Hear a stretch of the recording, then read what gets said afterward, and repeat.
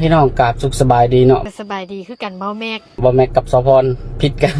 ขอถามเนี่ยอยากฮู้เม่นพิษกับสาวพรเท่านั้นเรื่องอีหยังผิดย้อนว่าเพิ่นป้อนข้าวลูกอยู่เนาะอ๋อแสดงว่าพิษกันย้อนป้อนข้าวลูกหันตอนที่1น่ะบ่แม็กป้อนแหละเปลี่ยนให้เพิ่นป้อนแล้วเลยอ๋อเราต่ออุ้มลูกไปยืนไปนั่งไว้นั่งและลูกนะหงายหลังหัวฟาดพื้นโอ้หัวฟาดพื้นพุ่นน่ะแล้วบ่แม็กนั่นแล่นก็ไม่ใช่ให้เมียให้เลยเนาะเพราะว่าเมียไปปาลูกแล้วก็ย่าง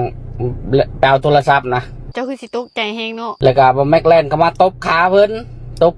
วก็แล้วเป็นจังได๋ต่อเล่าโอ้ยผิดกันก็ด่าบ่แม็กด่านั่นด่าแนวนี้ด่านั่นด่าแนวนี้แล้วด่าแล้วก็สิตกใจเจ้าตบขาเราให้เลยแล้วจึงด่าโอ้ยเจ้าก็ด่านั่นด่าแนวนี้บ่แม็กก็เลยถีบซะโอ้มันป่านนั้นพุ่นว่าถีบจังนั้นแล้วก็ผิดกันเลยเนาะผิดกันแล้วก็ด่าตะพื้อะไรบัดนี้นี่แหละปัญหากับประมาณนี้แหละพี่น้องตอนนี้ก็สิมางอกัน